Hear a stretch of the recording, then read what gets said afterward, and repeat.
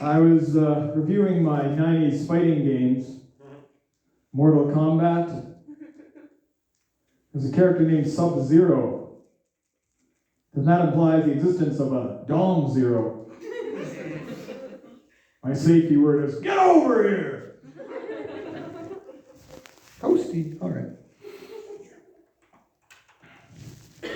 Well, this is going to be awkward because I'm talking about my romantic life, which is what I talk about every day here. But it has to work eventually. Not the life itself, this stuff, because it makes the other stuff work.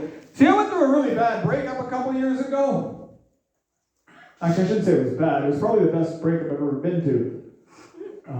Because she got cancer and died.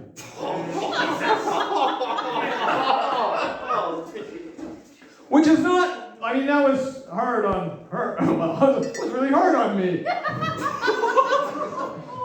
Very thoughtless of her, really.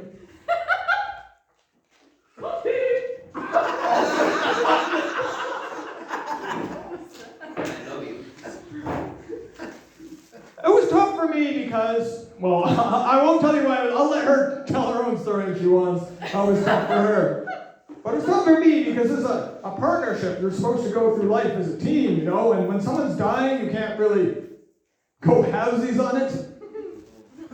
Like, I'll do some of the... Because that's how we always were, you know? She planned, I executed. She loaded the dishwasher. No, that's not true. I loaded the dishwasher, and then she would also come back and rearrange the way I loaded the dishwasher. Which is very annoying. If it weren't for me, you'd still have 6 glasses on the floor by your bed with that little chocolate milk shit in the bottom.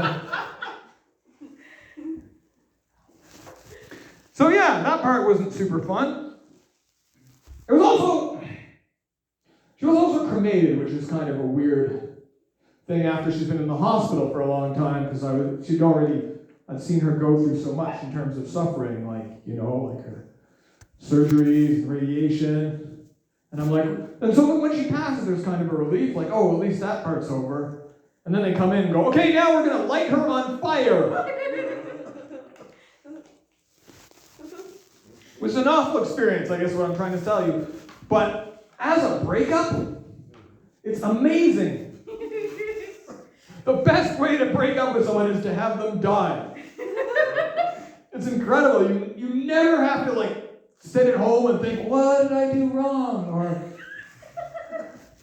run into them by accident at the farmer's market. Go through their social media trying to find out who Jeremy is. It's the best. It's difficult, though, because this part's going to be, we'll see. The hard part is going backwards after, or going back, because once you've had love, I won't use love as an example, but let's use drugs. Lots of people will tell you not to do drugs or to stop doing drugs if you're doing them a lot. I would say do not do that. Because once you're sober, you can't really ever go back. It's awful. And that's true with love as well, because I don't really want to find love again because you lose it. I want an unavailable woman. I'm available so you don't have to be. Your red flags are my green lights.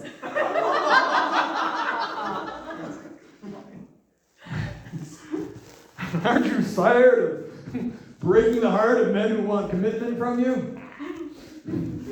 That's silly. But I can't do that.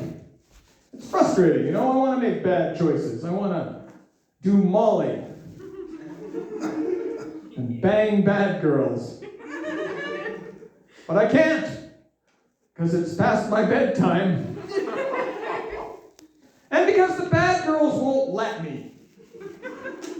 Which is kind of nice of them, but you ever have a bad girl save you from yourself? I appreciate you letting me keep my dignity like that. It's crazy, eh? I'm a self-proclaimed mentally healthy person. Even then, a bad girl's crazy still has better judgment than my horny.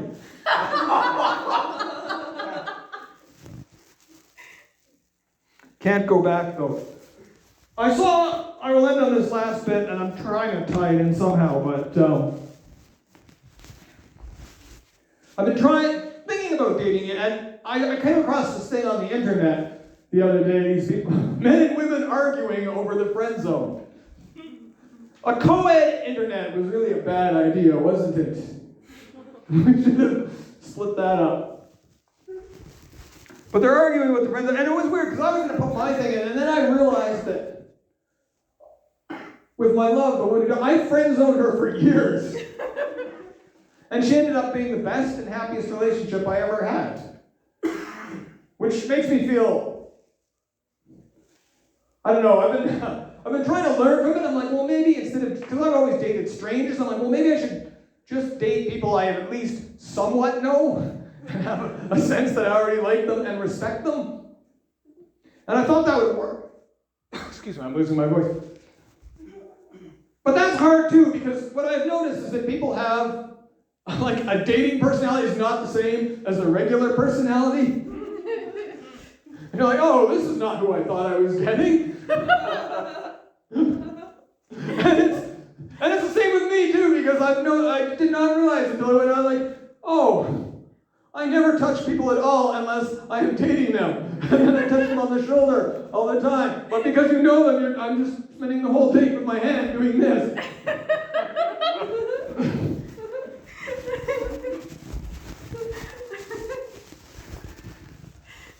And that's what really brings me back to my love. Like, I don't know if this is a successful dating experience, but